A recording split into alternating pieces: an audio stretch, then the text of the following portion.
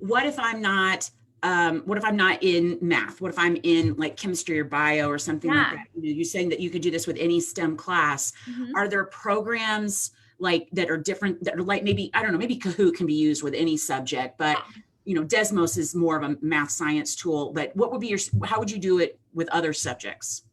Yeah, it's actually pretty, there's so many great things out there. So for science, for example, when you're doing the activity in class, you can go on, there's so many virtual science labs out there now that you can easily take for that activity component. You can have your students go into, if they're doing this remote, you could have them go into breakout rooms and go through and watch those simulations and then answer questions over them like they were in person doing a lab. But ideally for science, you'd probably, if you're in person, you're actually having them physically do that experiment or that lab that builds on what they learned before coming to class. For computer science, I mean, there's Kahoot works great for that as well. And there's actually we found with looking through Desmos Activity Builder, there's actually a lot of different topics and subjects that are in there. There's some great card sorting activities you can do. There's a bunch of different really cool things. PhET is another great one, PhET.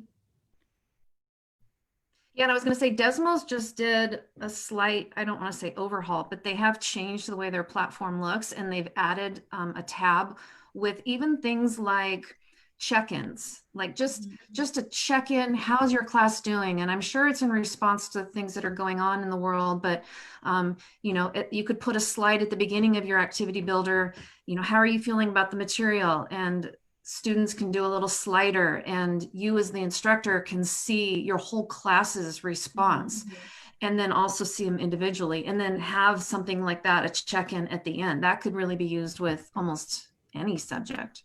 Yeah.